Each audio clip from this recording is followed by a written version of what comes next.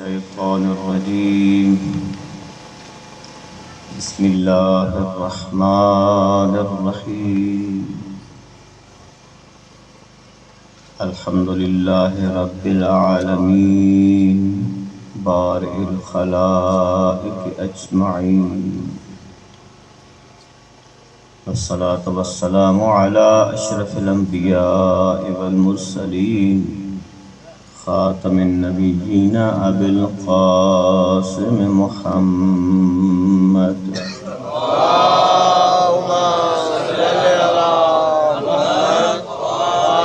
وآله الطيبين الطاهرين المعصومين واللعنة الدائمة على أعدائهم أجمعين أما بعد قال سبحانه وتعالى في كتابه الحكيم بسم الله الرحمن الرحيم كونوا مع الصادقين صلوات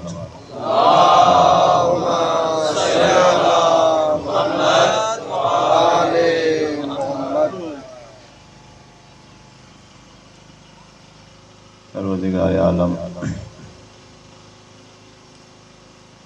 آپ سب کا صف ادا بچھانا اپنی مقدس بارگاہ میں منظور و مقبول فرمائے۔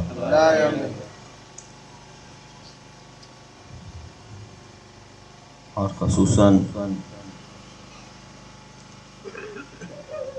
کنیز فاطمہ کے اصال ثواب کے لیے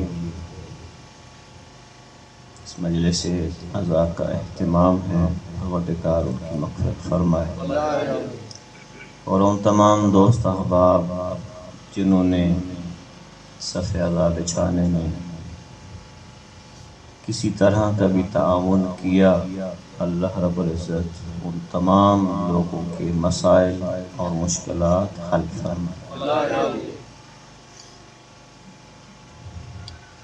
خصوصاً ایسے موقع پہ اپنے برادر بزرگوار عبداللہ بھائی کا خصوصاً کہ جنہوں نے ابھی اس وقت آمادہ کیا ہے مجھے کہ میں یہاں آپ کے سامنے ذکر اہل بیت کروں، کیونکہ لمبا سفر کرنے کے بعد ہمت ہے وہ نہیں رہی تھی، اور اللہ ان کی توفیقات خیر میں اضافہ فرمائے۔ شہادت ہے سبت اکبر امام حسن مجتبی علیہ السلام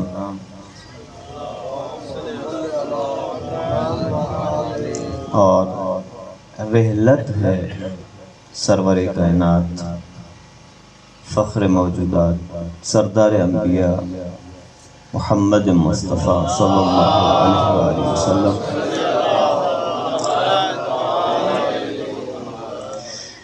تاریخوں میں اختلاف ہے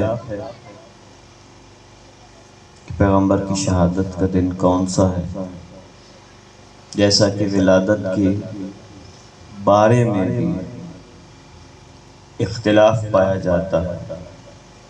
بعض کہتے ہیں 12 ربیع الاول کو، بعض کہتے ہیں 17 ربیع الاول کو پیغمبر کی ولادت بسعادت۔ اسی طرح شہادت کے حوالے سے، رحلت کے حوالے سے بھی اختلاف ہے۔ یہ رہنا ہے، تاریخ میں اختلافات رہتا ہے۔ ہم تک پہنچنے والی خبروں میں اس دور کے لوگوں نے کچھ نے خلوص کے ساتھ اور کچھ نے ناسمجھی میں غلط باتیں ہم تک پہنچائی۔ تو یہ اختلاف تاریخ کا حصہ ہے، اس سے پریشان نہ ہوا کریں، اس لیے کہ اہل بیت اطہار کے ماننے والے ایسی باتوں سے کبھی پریشان نہیں ہوا کرتے۔ اسی کا نتیجہ ہے کہ ایک روایت کے مطابق 12 ربیع الاول، دوسرے کے مطابق 17، تو محبان اہل بیت نے سب کو کہا آؤ مل کے ہفتہ وحدت ہی منا لیں۔ پریشان نہیں ہوئے، فائدہ اٹھائے۔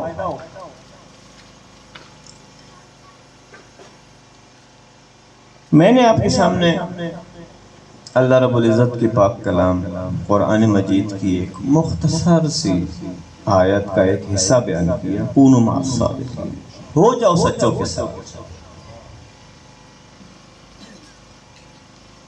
پیغمبر اکرم نے اپنی رحلت سے پہلے بھی ہمیں وصیت کی ہے، انی تارک فیکم الثقلین، کہ میں تمہارے درمیان 2 گراں قدر چیزیں چھوڑے جا رہا ہوں۔ گراں کیا ہوتا ہے؟ وزنی، بھاری، جس کی کوئی قدر و قیمت ہوتی ہے، جس کی کوئی اہمیت ہوتی ہے، وہ 2 چیزیں کون کون سی ہیں؟ اللہ کی کتاب اور پیغمبر فرماتے ہیں میں اپنی اطاعت، یہ 2 چیزیں چھوڑے جا رہا ہوں۔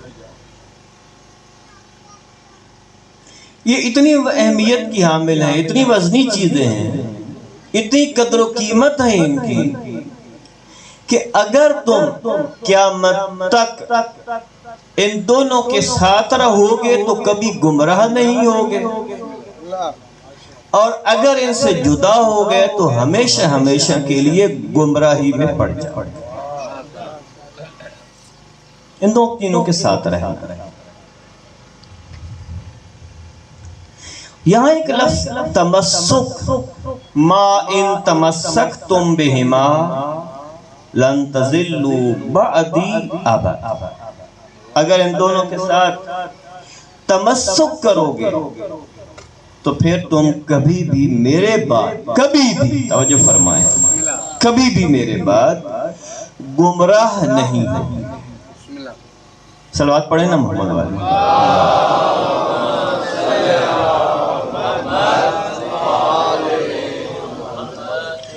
2 چیزوں کا خوف ہوتا ہے بندے کو۔ دنیا دار کو اس بات کا خوف ہے کہ میں غریب نہ ہو جاؤں، ضرورت کے وقت میرے پاس ضرورت پوری کرنے کے لیے پیسہ ہے، یا دنیا دار کو اس بات سے پریشانی کہ میں بیمار نہ ہو جاؤں، زندگی کا جو لطف ہے، جو مزہ ہے، وہ خراب نہ ہو جائے۔ اور ایک دیندار انسان اس بات کا ہمیشہ خوف رہتا ہے کہ کہیں میرا ایمان خراب نہ ہو جائے، کہیں میں غلط راہ پہ نہ چل پڑوں، میں گمراہ نہ ہو جاؤں۔ اسی لیے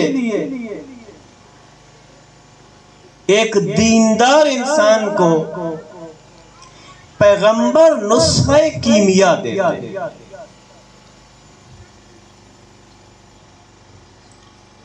نسخہ کیمیا، ایک بیمار انسان کسی ڈاکٹر کے پاس جاتا ہے، اگر اسے دوائی لینے کے بعد ٹھیک نہیں ہوا پھر کوشش کرتا ہے اس سے اچھے ڈاکٹر کے پاس جائے، پھر بھی علاج نہیں ہوتا، پھر کسی اچھے ڈاکٹر کو ڈھونڈتا ہے، پیسہ خرچ کرتا ہے، یہاں تک کہ دنیا کے بہترین ڈاکٹر سے دوائی لیتا ہے، کس لیے؟ تاکہ میں صحت مند ہو جاؤں۔ صحت مند ہونا ایک قدر ہے، ایک ویلیو ہے۔ صحت انسان کے لیے زندگی کا مزہ دوبالا کر دیتی ہے، تو یہ ایمان بھی اگر انسان کے پاس ہو تو انسان کی زندگی کو 4 چاند لگا دے۔ اس لیے با ایمان شخص چاہتا ہے کہ میں گمراہ نہ ہو جائیں، غلط راہ پہ نہ چل پڑوں۔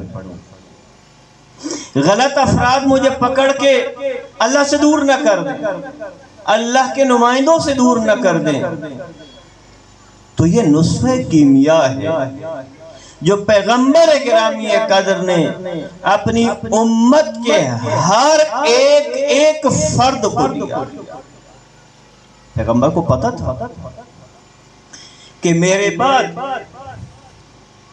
آنے والے فتنوں میں یہ قوم گمراہ ہو سکتی، غلط راہ پہ چل سکتی، شیطان آئے گا، شیطان کے چیلے آئیں گے، فرعون اور نمرود کے پالتو آئیں گے اور آ کے ہدایت کی راہ سے گمراہی کی طرف لے کے چلے جائیں گے۔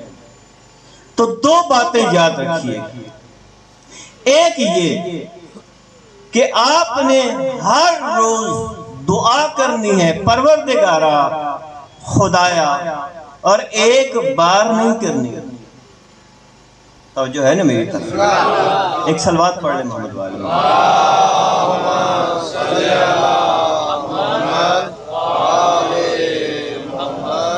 ہر روز ایک دفعہ نہیں، 2 دفعہ نہیں، میں آپ پہ 10 دفعہ واجب قرار دے رہا ہوں۔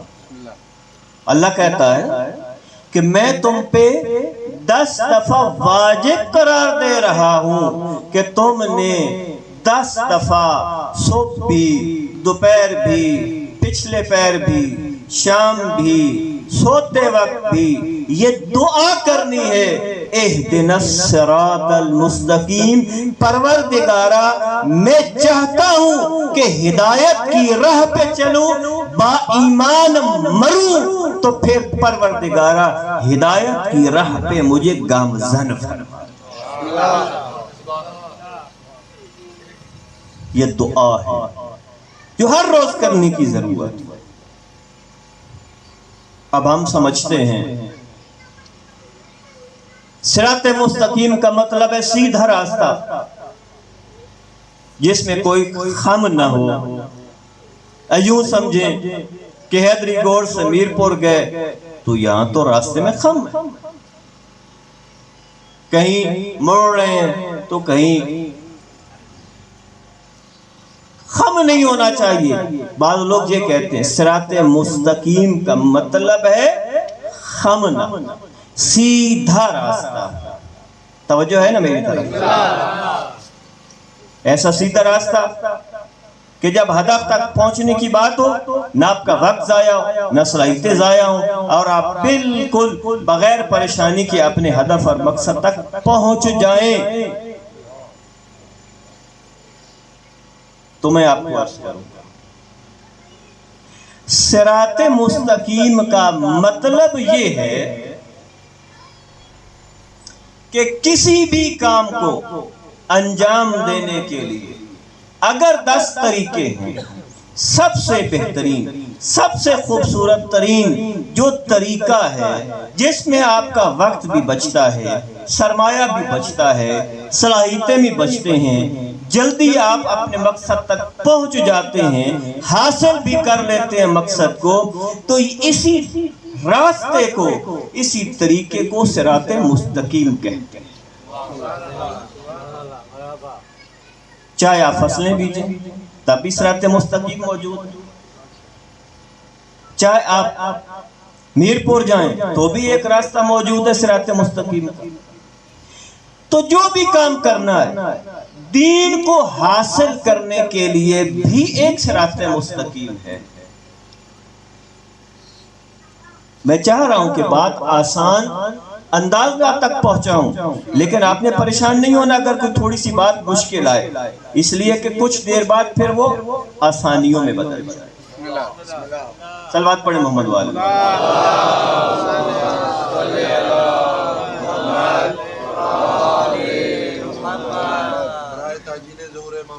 بلند ترین صلوات۔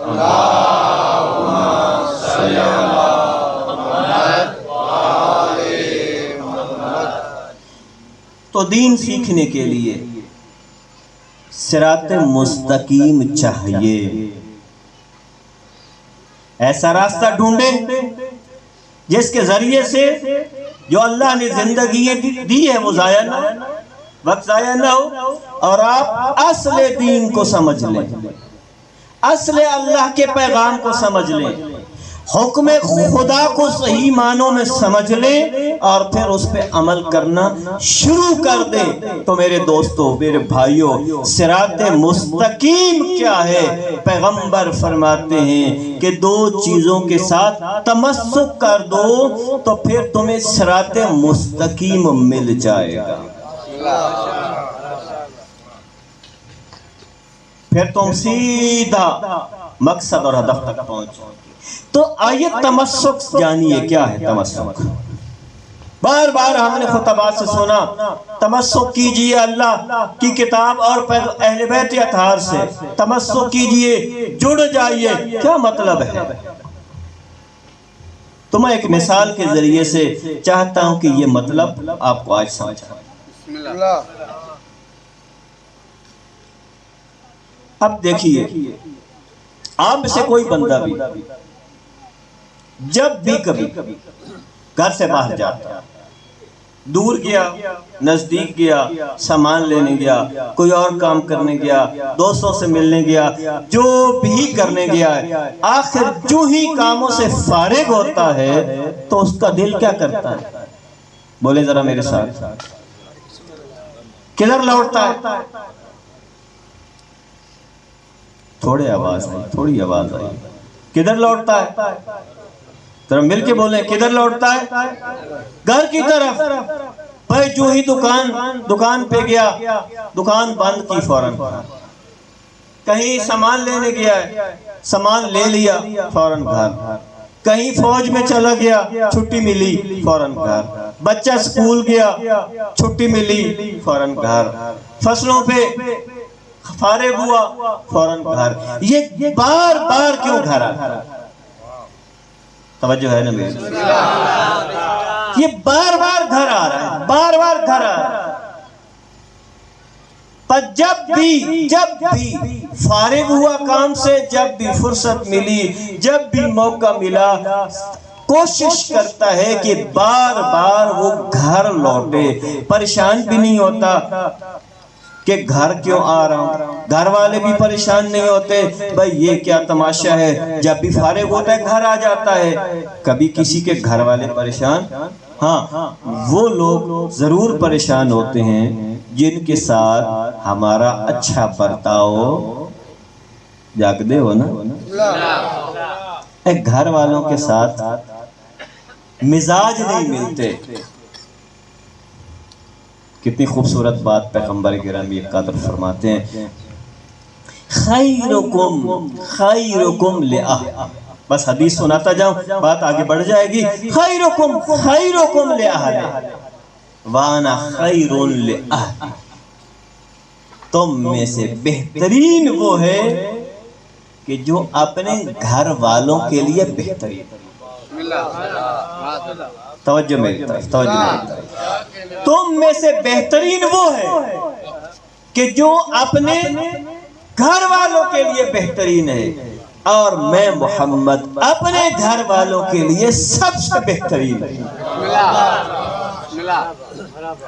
پیار، محبت، گھر میں رونقیں، کوئی غصہ نہیں، کوئی تکلیف نہیں۔ پیغمبر کی سیرت یہ ہے۔ اللہ مجھے بھی اپنانے کی توفیق دے۔ کبھی چہرے پہ شکن نہیں، تم نے کیوں نہیں کیا، کیوں نہیں کرتے، کبھی نہیں کہتے۔ آتے ہیں فوراً سلام کرتے ہیں۔ اب آپ کو تھوڑا سا پیغمبر کے گھر کا ایک نظارہ کروا دو، اجازت ہے نا؟ مجلس ماشاءاللہ سننے آئے ہیں تو تھوڑا سا ٹائم آج میں نے آپ سے لینا ہے۔ یہ ساری دعائیں انشاءاللہ آپ نے عبداللہ بھائی کو دینی ہے کہ گھر کا ایک نظارہ، اور اس نظارے کے لیے عربی میں میری مجلس سے پہلے ایک برادر نے وہ نظارہ آپ کو سنایا۔ وہ نظارہ عربی میں تو سنا دیا، اب میں آپ کی زبان میں اردو میں آپ کو وہ نظارہ بتاؤں گا اور آپ کو آنکھوں سے دکھاؤں گا۔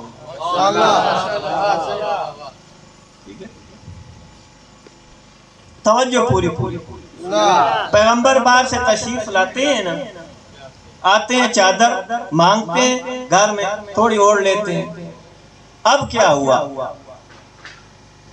حدیث کے سامنے آپ نے پڑھا ہے نا, مولا امام حسن مجتبیٰ تشریف لائے. اب توجہ فرمائے, ہم دیکھنا ہے ہمارے گھر کا ماحول کیسا ہے اور پیغمبر کے گھر کا ماحول. مولا امام حسن مجتبیٰ تشریف لائے, کہتے ہیں السلام علیکہ یا امہ. توجہ ہے نا, آتے ہی سلام. ہمارا رواج ہے گھر جائیں فوراً سلام کریں سب گھر والوں کو, السلام علیکم. اور آ کے صرف سلام نہیں بلکہ یا امہ. اتنا پیار جھلکتا ہے اس جملے میں, اے میری ماں, آپ کو سلام ہو. آپ ماں کا کردار دیکھیے, ماں کی محبت دیکھیے. وعلیک السلام یا قرۃ عینی وثمرۃ فؤادی. آپ پر بھی سلام ہو, قرۃ عینی میری آنکھوں کی ٹھنڈک, میرے دل کی چین, تم پر بھی سلام. یہ گھر کا نظارہ ہے, حسن ہے, خوبصورتی ہے کہ بچہ باہر سے آیا تو آداب یہ ہے کہ سلام. ماں باپ کا تقاضا یہ ہے کہ اتنا پیارا جواب دے دیں بچے کا دل ٹھر جائے, اسے احساس ہو میرے ماں اور باپ مجھے مقام دیتے, عزت دیتے, احترام دیتے ہیں. یہ اہل بیت کے گھر سے آئی ہوئی بات ہے. پھر جب امام حسین تشریف لاتے ہیں علیہ السلام, اس وقت بھی یہی جملہ, السلام علیکہ یا امہ وعلیک السلام یا قرۃ عینی وثمرۃ فؤادی.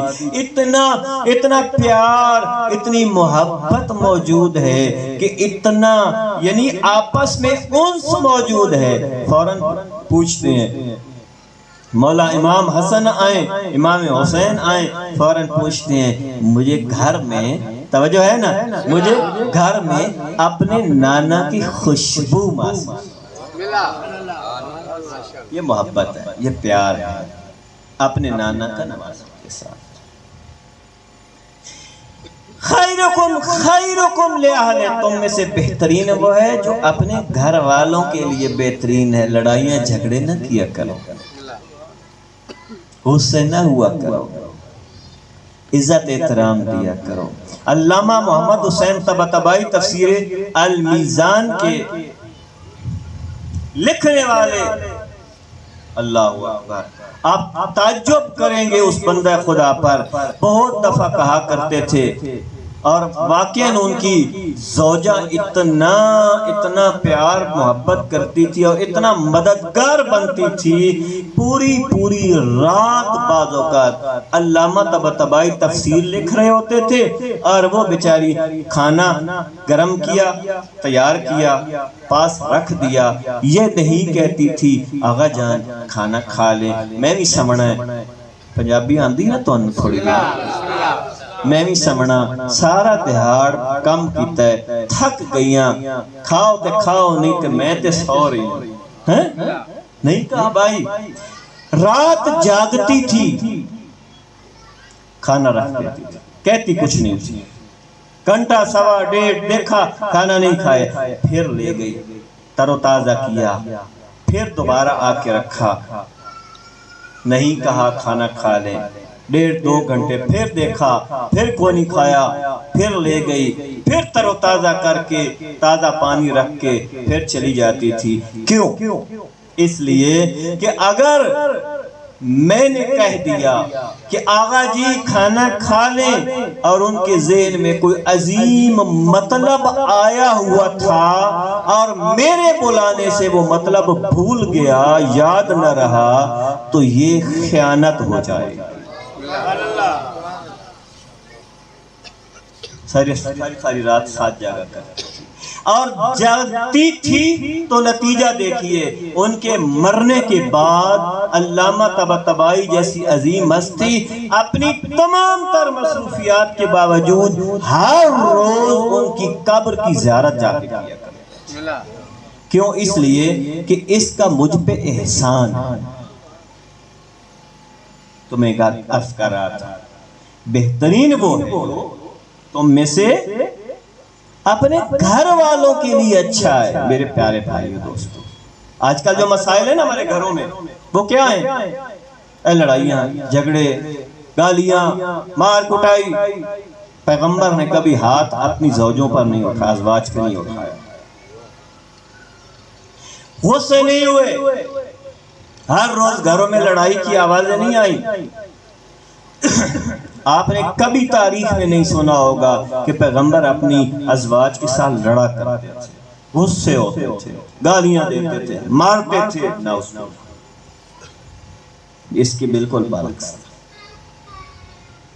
سیدہ الزہرا سلام اللہ علیہا گھر میں موجود تھی۔ علی مرتضی اتنا پیار ہے، آخر وقت سیدہ فرماتی ہیں، اے علی مرتضی مجھ سے کوئی کمی ہو گئی ہو۔ اللہ اکبر، زہرا جیسی عظیم خاتون یہ کہی اپنے شوہر کو کہ اے علی مرتضی، اس گھر میں رہتے رہتے کوئی مجھ سے خطا ہو گئی ہو، کوئی خدمت میں کمی رہ گئی ہو تو مجھے معاف کر دینا۔ یہ پیار اور یہ محبت گھر میں رہنا چاہیے۔ یہ سیرت ہے جو ہم نے اپنانی ہے۔ تو میں عرض کر رہا تھا، میری بات بھولے تو نہیں آپ نا؟ مجھے یاد ہے بات کیا ہو رہی تھی۔ تمسک سمجھا رہا تھا کہ جب بھی آپ مصروف ہوتے ہیں، جب بھی فرصت ملتی ہے گھر آتے ہیں، بس آپ کو گھر والے بھی تنگ نہیں ہوتے اور آپ بھی ہر دفعہ گھر آتے ہیں فارغ ہو کر۔ جب بھی آپ کو موقع ملتا ہے بس بات سمجھ آگئی تمسک کیا ہے۔ میرے پیارے بھائیوں اور دوستو، جب بھی تمہیں کوئی مشکل پیش آتی ہے، کوئی مسئلہ پیش آتا ہے، کوئی مسئلہ سمجھ نہیں آ رہا، نماز کیسے پڑھنی ہے پتہ نہیں چل رہا، روزہ کیسے رکھنا ہے سمجھ نہیں آ رہی، غریبوں کی مدد کرنی کیسے ہے سمجھ نہیں آ رہی، ہمسایوں کا خیال کیسے رکھنا ہے سمجھ نہیں آ رہی، یتیموں کے سر پہ دست شفقت کیسے رکھنا ہے سمجھ نہیں آ رہی، میرے پاس پیسہ ہے میں لوگوں کی عزت کی خاطر، لوگوں کی فلاح کی خاطر خرچ کرنا چاہتا ہوں سمجھ نہیں آ رہی۔ جب بھی کوئی پریشانی ہوتی ہے، جب بھی کوئی مشکل ہوتی ہے، جب بھی کوئی تکلیف ہوتی ہے تو اہل بیت اطہار کے گھر آنا جانا تمہارا رہتا ہے، تو اس کا مطلب ہے تم تمسک کرتے ہو قرآن اور اہل بیت کے ساتھ۔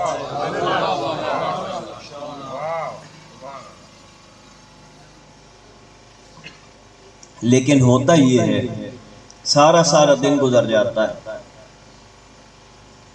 اب میں ناراض کرتا ہوں بعض اوقات سامعین کو، آپ بھی ہو جاتے ہیں نا کبھی کبھی ناراض، یا نہیں ہوتے؟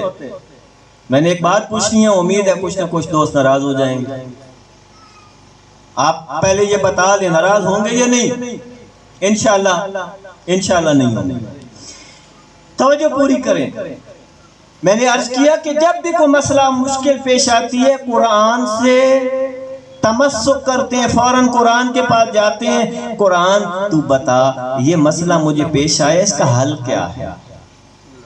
اہل بیت اطہار یہ مشکل پیش آئی ہے، اولاد کوئی نہیں اولاد تو دے دیں، گاڑی نہیں ہے گاڑی بھی دے دیں، گھر نہیں ہے گھر بھی دے دیں، عزت نہیں ہے عزت بھی دے دیں، مال نہیں ہے پیسہ نہیں ہے وہ بھی دے دیں، صحت نہیں ہے وہ بھی دے دیں۔ سوال یہ جب مجھے مشکل پیش آتی ہے اہل بیت اطہار سے پوچھتا بھی ہوں کہ زندگی گزاری کیسے جاتی ہے، پوچھتا ہوں کبھی۔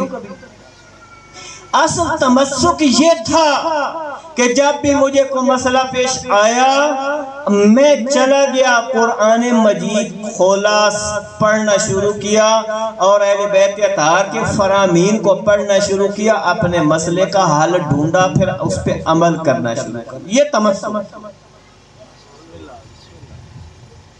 اب ہم نے تمسک کیسے کیا؟ بات مختصر کروں، تمسک یہ کیا کہ ہم نے قرآن کو پڑھنا شروع کیا صرف ثواب کی خاطر۔ توجہ ہے نا میری طرف؟ صرف ثواب کی خاطر چلو جی اس سورت کو پڑھنے سے اتنا ثواب ہوتا ہے، اس سورت کو پڑھنے سے یہ مسئلہ حل ہو جاتا ہے، اس سورت کو آیتوں کو پڑھنے سے جناب ڈھیر سارا پیسہ آتا ہے، ڈھیر ساری دولت آتی ہے، یہ مشکل حل ہو جاتی ہے۔ صرف اور صرف قرآن کو، یہ نہیں کہنا چاہ رہا یہ مسائل حل نہیں ہوتے، قرآن شفا ہے، حل ہوتے ہیں، قرآن برکت ہے، برکت ملتی ہے، ثواب بھی ہے۔ من جا بالحسنت، کہ جو ایک نیکی کے ساتھ آیا اللہ اس کو 10 نیکیاں اس سے بھی کئی گنا زیادہ دیتا ہے، کوئی شک نہیں ہے کہ ایک آیت پڑھتے ہیں اللہ رب العزت آپ کے اجر میں اضافہ کرتا ہے، لیکن یہ قرآن ثواب کے لیے تو نہیں آیا تھا، یہ قرآن صرف آپ کو بیماری میں کینسر ہو گیا تو قرآن دی آیتہ پڑھ کے گلے میں لٹکا دے اس کے لیے تو نہیں آیا تھا، یا قرآن آیا ہے سب سے زیادہ اگر قرآن مجید اللہ نے نازل کیا تو اس کی سب سے بڑی وجہ یہ ہے کہ اللہ چاہتا ہے کہ جو اس دنیا سے چلے گئے ہیں ان کی بخشش کروا سکیں، ان کی بخشش کے لیے قرآن پڑھتے جاؤ، سمجھ آئے تے چاہے نہ آئے، ایصال ثواب کے لیے قرآن نہیں آیا، یاد رکھیے گا۔ ثواب جاتا ہے، اور کسی صاحب نے کہا جی مرنے کے بعد کون سا ثواب؟ سورہ فاتحہ بھی نہیں جاتی، کچھ بھی نہیں جاتا،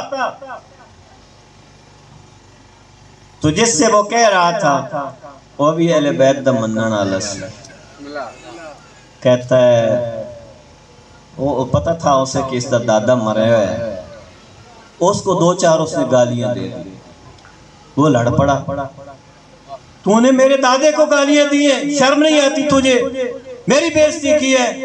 اے چبلا بے وقوفا، میری گالیاں تمہارے دادے کو پہنچ گئی ہیں، اللہ کا قرآن وہ مردے کو نہیں پہنچتا، اللہ کا قرآن ثواب وہاں نہیں جاتا،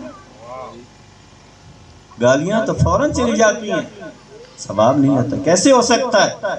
ثواب جاتا ہے، صدقہ جاریہ جاتا ہے، لیکن ہم بھی کوشش کریں کہ یہ ثواب کے لیے قرآن نہیں ہے، شفا برکتوں کے لیے صرف گھر میں صرف اور صرف اس لیے پڑھ رہے ہیں یا اس لیے اس کے پانی پھینک رہے ہیں تاکہ برکت آ جائے، گھر کی مصیبتیں پریشانیاں ختم ہونی ہیں قرآن سے ہدایت لینے سے، اہل بیت سے ہدایت لینے سے۔ بس میری بات تمام، صرف یہ کہنا چاہتا ہوں کہ جب بھی ٹائم ملے، جب بھی وقت ملے، جب بھی فارغ ہوں، کوشش کریں قرآن کھول کے ایک آیت پڑھ کے اس کا ترجمہ پڑھیں، یا اللہ تو مجھے کیا کہنا چاہتا ہے، پیغام لے لے قرآن سے۔ فرمان معصوم، ناج البلاغہ، صحیفہ السجادیہ، بے شمار اہل بیت اطہار کے فرامین کی کتابیں یہاں موجود ہیں، پتہ نہیں ہمارے گھروں میں الحمدللہ یہاں یہ تو خیر پڑھا لکھا بھی اور ماشاءاللہ دیندار گوٹ ہے، بہت سارے ایسے علاقے ہیں جہاں کوئی خبر نہیں کو قرآن بھی ہوندہ ہے یا نہیں، کوئی ناج البلاغہ، صحیفہ السجادیہ، وہ کیا ہوتا ہے، غرر الحکم، عیون الحکم، وہ کیا ہوتا ہے، توحید مفضل، وہ کیا بلا ہوتی ہے، یہ نہیں ہے۔ اہل بیت اطہار نے ہمیں دنیا میں مسائل اور مشکلات سے نکالنے کے لیے لاہ عمل دیا ہے، تو ہمیں بھی کوشش کرنی چاہیے کہ ہر روز کچھ قرآن، کچھ اہل بیت کے فرامین پڑھ کے اپنی زندگیوں کو اس کے مطابق ڈھالنے کی کوشش کرتے رہیں، یہ ہے تمسک۔ اور اگر ہم نے نعروں پہ زور دیا اور انہوں نے جو تعلیمات دی تھی وہ چھوڑ دی تو پھر یہ تمسک نہیں ہے، خوش فہمی میں مبتلا نہ رہے۔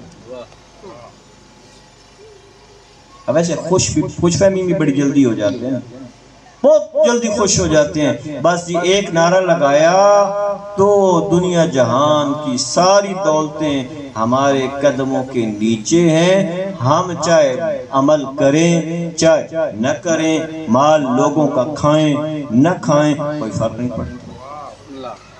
ایسا نہیں ہے دوستو، قرآن اور آج طے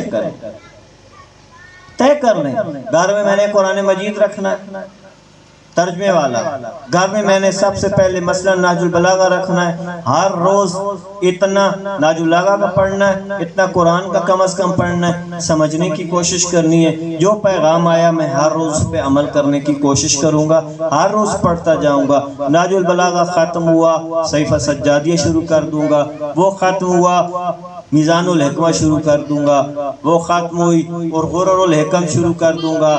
قرآن مجید ایک دفعہ مکمل پھر پڑھوں گا، تفسیر پڑھوں گا، سمجھوں گا اللہ پیغام کیا دیتا ہے۔ اب بتائیں کون کون ایسے ہیں جو ہمت حوصلہ کر جائیں گے؟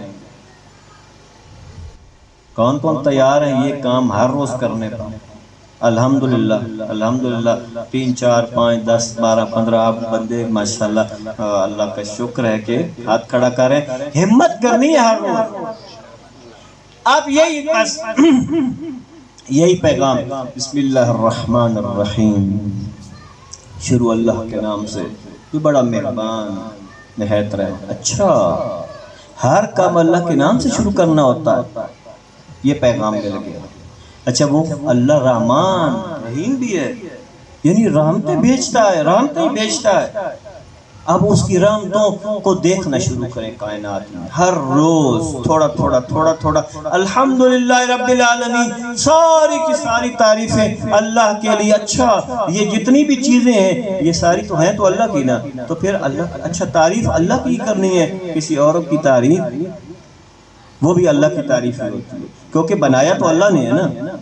تو یہ تھوڑا تھوڑا سوچتے رہے، رب العالمین پوری کائنات کا رب ہے، پالنے والا ہے۔ اچھا یعنی ساری کی ساری چیزیں، کائنات کی ہر ایک مخلوق کا رب، پالنے والا، ضروریات پوری کرنے والا، اس کا مطلب ہے اللہ ہے۔ یہ بات سمجھ، یہ سمجھنا ہے ہر بس۔ یہی وہ طریقہ ہے کہ قرآن پڑھتے پڑھتے اہل بیت کے فضائل بھی سمجھ آ جائیں گے، سیرت پیغمبر بھی سمجھ آئے گی ہوتی کیا ہے۔ بہت سارے واقعات ہیں، بہت سارے واقعات، قرآن کی آیات، پیغمبر کی فضائل کے قصیدے پڑھ، یہ مسلسل ایک یا ایھا المزمل، یا ایھا المدثر، یاسین، طٰہٰ، وما ینطق عن الہویٰ ان ھو الا وحی یوحیٰ، یہ ساری آیات پیغمبر کے فضائل بیان ہوتے ہیں۔ اے پیغمبر، اہل بیت اطہار کی فضائل بیان ہوتے ہیں۔ انما یرید اللہ لیذھب عنکم الرجس اہل البیت ویطہرکم تطہیرا، فضائل بیان ہوتے ہیں۔ انما ولیکم اللہ ورسولہ والذین آمنوا الذین یقیمون الصلاۃ ویؤتون الزکاۃ وہم راکعون، سارے فضائل بیان ہو رہے ہیں۔ میرے پیارے بھائی، فضائل کے ساتھ عمل کرنا، کوشش کرنا۔ اگرچہ امام حسن مجتبیٰ علیہ السلام کی زندگی کے واقعات بیان کرنے کی ضرورت ہے، بہت سارے واقعات گزرے ہیں۔ رہبر معظم سید علی خامنائی نے ایک صلوات پڑھنے مولا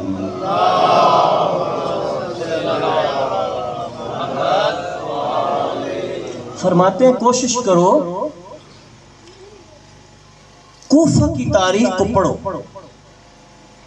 یہ کیسا کوفہ ہے کہ جس میں علی مرتضیٰ گئے ہیں تو بھی خون کے آنسو روئے ہیں، حسن مجتبیٰ کے ساتھ، حسین مظلوم کربلا کے ساتھ، جو بھی نمائندہ حق آیا ہے ان کے ساتھ جو کیا ہے، سوچنے اور پڑھنے اور سمجھنے کی ضرورت۔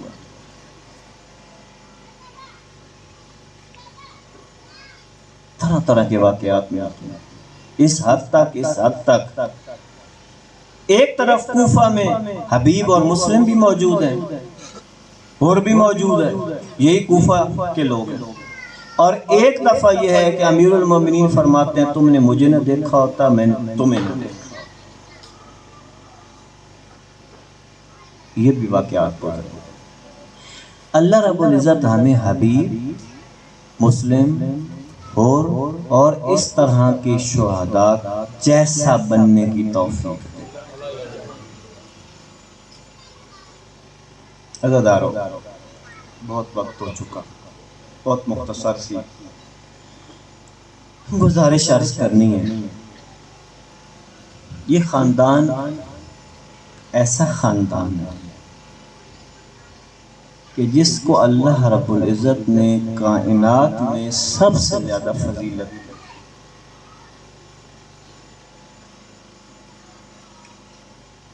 اور اللہ رب العزت کے قرآن میں یہ جملہ موجود ہے، لا اسألکم علیہ اجرا الا المودۃ فی القربى۔ اجر رسالت قریبیوں سے محبت۔ تو کسی نے کتنی پیاری بات کی تھی، کہتے ہیں کہ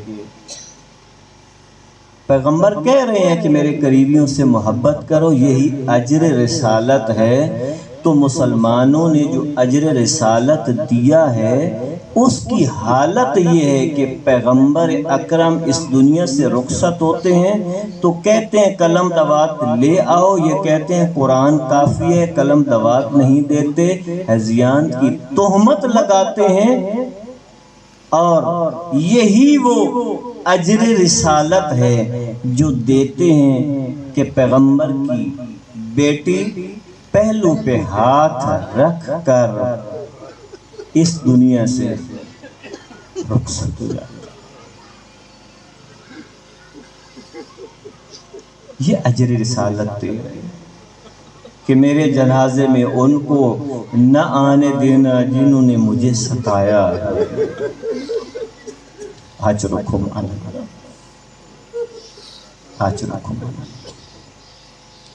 میرے جنازے کو رات کی تنہائی میں اٹھانا، عزاداروں، سردار انبیاء کی ایک ہی بیٹی اور اس کا جنازہ بھی رات کے وقت، اور عزاداروں اس سے بڑھ کے کیا دکھ ہوگا جو لوگ کہتے ہیں روتے کیوں ہیں، کیوں عزاداروں نہ روئیں، ایک ہی تو بیٹی تھی، کتنی پیاری بیٹی تھی کہ جب جاتے تھے تو آخر میں فاطمہ کو ملتے تھے، آتے تھے تو پہلے فاطمہ کو ملتے تھے، اور جب فاطمہ تشریف لاتی تھی اپنی مسند سے اٹھ کے استقبال کیا کرتے تھے۔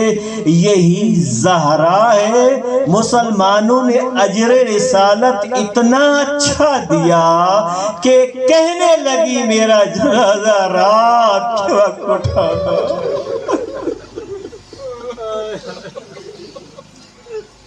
میرے جنازے میں ان کو نہ آنے دینا جنہوں نے مجھ پہ ستم کیا ہے۔ عزاداروں اس سے بڑھ کے کتنا ظلم ہوگا کہ سیدہ زہرا، فاطمہ زہرا، سید الانبیاء کی بیٹی، جس کی قبر کے نشانات آج بھی موجود نہ ہو۔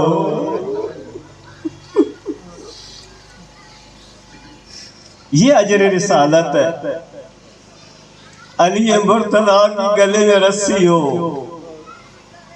گھسیٹا جا رہا ہو، اور اس سے بڑھ کے کیا مظلومیت ہو سکتی ہے۔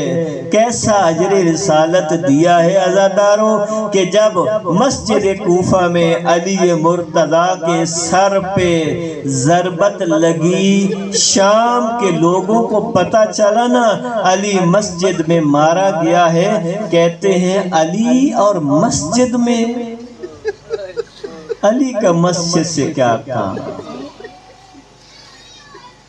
یہ اجر رسالت دیا ہے عزاداروں کہ 150 سال ممبروں پر علی جیسی عظیم ہستی پر لعن طعن کیا جاتا ہو، واجب سمجھ کر کیا جاتا ہو، اس کے بغیر نماز جمعہ نہ ہوتا ہو، یہ مظلومیت نہیں تو کیا ہے؟ عزادارو، بس آ گیا وہ وقت، مل گیا زہر حسن مجتبیٰ کو۔ زینب موجود ہے، ام کلثوم موجود ہیں، مولا حسین موجود ہیں، جگر کے ٹکڑے تشت میں باہر آ رہے، حالت غیر ہے مولا امام کی۔ وصیت فرمائی، اس دنیا سے جب رخصت ہوتے ہیں جنازہ کفن بھی بہترین دیا گیا، تیار کیا گیا جنازہ، لیکن عزاداروں کتنا عجیب ہے، مسلمانوں نے کیسا اجر دیا، جنازہ قبرستان کی طرف جا رہا تھا۔ عزاداروں تاریخ میں کبھی بھی نہیں ملتا کہ کسی کا جنازہ قبرستان کی طرف جائے اور پھر اتنا ظلم کیا جائے جنازے پر کہ گھر لانا پڑ جائے، لیکن میں کہوں گا مولا حسن مجتبیٰ آپ کی قسمت کہ جب آپ کا جنازہ گھر سے جا رہا تھا، آپ کے جنازے پہ اتنے تیر لگے تھے کہ آپ کا جنازہ جب گھر آیا زینب بھی دیکھ رہی تھی، ام کلثوم بھی دیکھ رہی تھی۔ زینب اپنے بھائی کے جنازے سے ایک ایک تیر نکال رہی تھی، لیکن کہوں گے زینب کبریٰ آج پھر بھی آپ خوش قسمت ہے کہ آپ کے بھائی کا جنازہ اٹھا تھا، قبرستان کی طرف جا رہا تھا، آج آپ کو رونے کا موقع بھی ملا تھا، آج آپ کو تیر نکالنے کا موقع بھی ملا تھا، لیکن کربلا ہائے عاشور کہ وہ وقت تھا جب حسین نزین پہ تھے، نظمید پہ تھے، جس کے ہاتھ میں پتھر تھا حسین کو پتھر مارتا تھا، جس کے ہاتھ میں تیر تھا وہ تیر مارتا تھا، جس کے پاس تلوار تھی۔ عزاداروں کسی کے پاس ریت تھی تو وہ ریت پھینکتا تھا، گرم ریت، لیکن عزاداروں یہ زینب کی قسمت ہے کہ حسین تو اس دنیا سے رخصت ہو گئے، لیکن زینب کو رونے کا موقع نہ دیا گیا۔ اس حال میں زینب کربلا کو رخصت کرتی ہے کہ ہاتھ پس گردن پابند ہیں، بے پلانے اونٹوں پہ زینب سوار ہے، کس حال میں بھائی کو رخصت کیا ہوگا۔ لیکن میں عزاداروں یہاں رک کے کہوں گا میری ہمت برداشت نہیں کرتی یہ جملہ کہتے ہوئے۔ علامہ بروجردی کے سامنے جب یہ جملہ پیش کیا گیا تھا نا، ایک غیرت مند انسان مر جائے تو بہتر ہے، علامہ بروجردی غش کھا گئے۔ کیا جملہ تھا؟ زینب اور شرابی کا دربار،